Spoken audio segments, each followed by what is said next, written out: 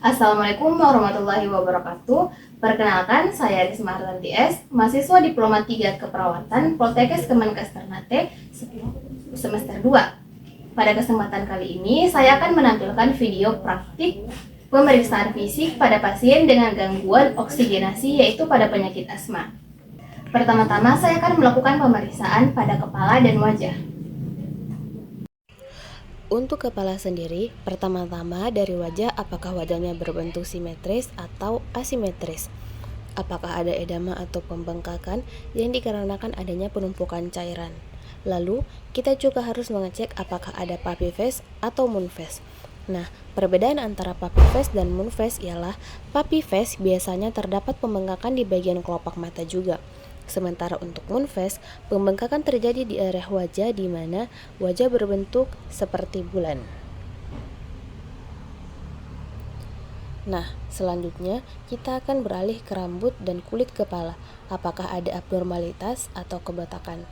Setelah itu, baru kita melanjutkan ke bagian mata, di mana kita mengecek kondisi sklera, apakah warnanya kuning atau normal, dan konjungtiva yang pucat atau normal.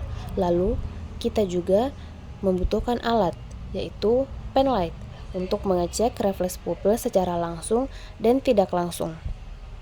Caranya dengan meletakkan tangan di antara mata kanan dan kiri, lalu kita arahkan langsung cahayanya ke mata untuk melihat refleks pupil. Setelah itu, kita akan beralih ke hidung. Pada inspeksi, wajah pasien tampak gelisah dan cemas. Terlihat sianosis perioral, pasien bernapas melalui mulut, dan cuping hidung mengembang. Selanjutnya, kita akan mengecek daerah leher, di mana kita akan mengecek kelenjar getah bening. Pada inspeksi, terlihat penggunaan otot bantu napas di daerah leher. Pada palpasi, otot leher teraba kaku dan tegang.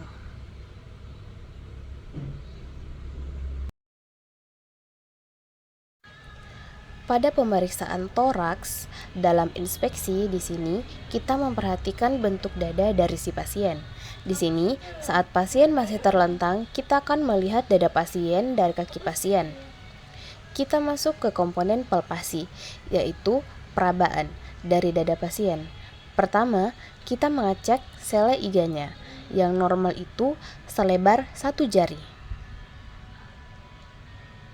Selanjutnya, kita juga akan memeriksa apakah dada pasien mengalami nyeri atau tidak.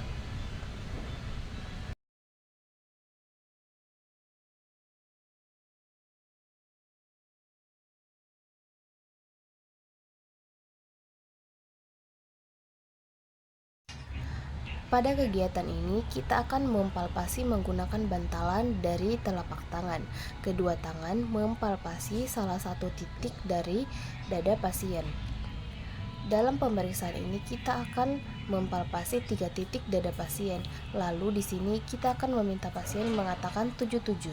77 77 77 77 77. Berikutnya ada pemeriksaan chest expansion. Di sini kita memeriksa ekspansi atau pengembangan pada dada pasien. Pada palpasi, ekspansi dada pasien didapatkan pengembangan dada menurun secara bilateral.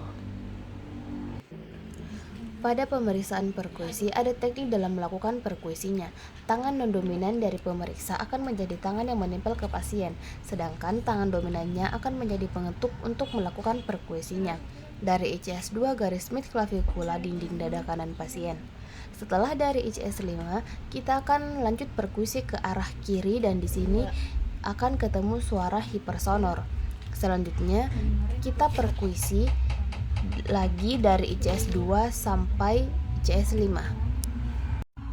Komponen terakhir dalam pemeriksaan toraks adalah auskultasi dan di sini menggunakan stetoskop kita akan mendengarkan suara paru dan juga suara jantung dari pasien.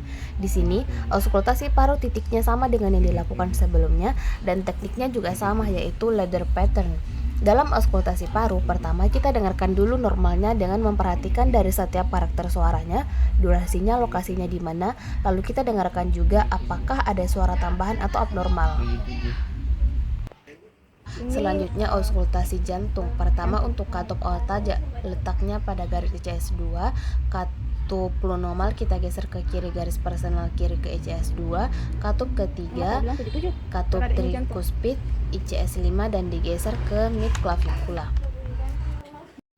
Selanjutnya, kita akan melakukan pemeriksaan pada abdomen. Inspeksi abdomen untuk melihat apakah terdapat lesi pada abdomen. Kita juga bisa melihat bentuk abdomennya, apakah datar, cekung, atau cembung. Selain itu, kita bisa melihat apakah ada benjolan atau tidak. Palpasi pada abdomen dilakukan dengan cara leg palpasi yang dilakukan di 9 regio.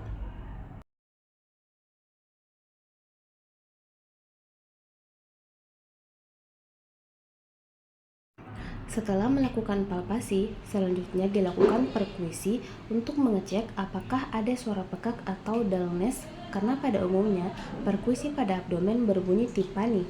Apabila terjadi kepekakan, maka ada kemungkinan terjadinya tumor.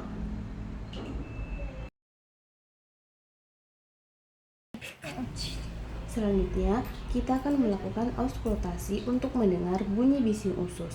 Dilakukan selama kurang lebih 1 menit.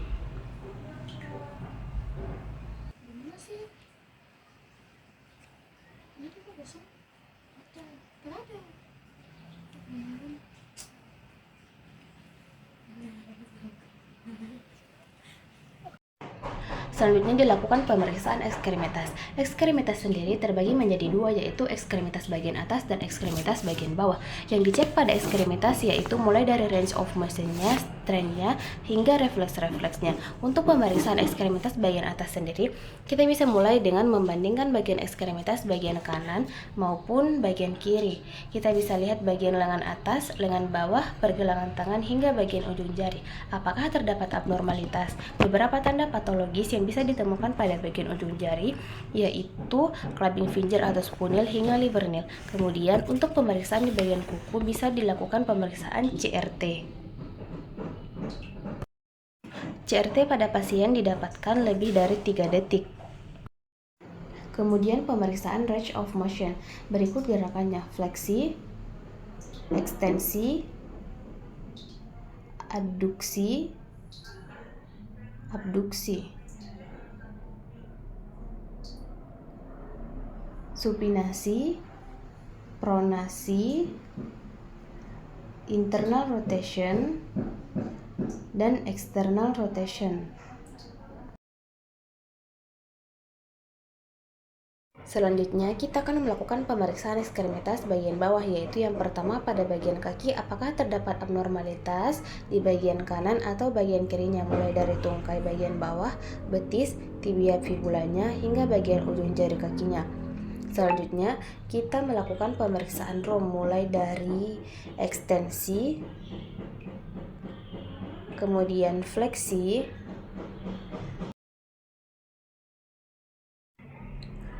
dorfleksi, dan plantar fleksi. Yang pertama, refleks biceps sebagai berikut. Yang kedua, refleks tricep dengan refleks sebagai berikut.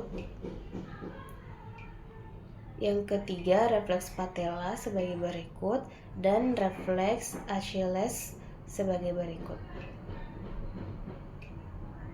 Pemeriksaan fisik head to toe pada pasien dengan gangguan kebutuhan oksigenasi telah selesai dilakukan secara sistematis. Hasil pemeriksaan menunjukkan adanya tanda-tanda khas asma yang mempengaruhi proses oksigenasi. Semoga video ini dapat menambah pemahaman dan bermanfaat bagi kita semua. Sekian, terima kasih. Wassalamualaikum warahmatullahi wabarakatuh.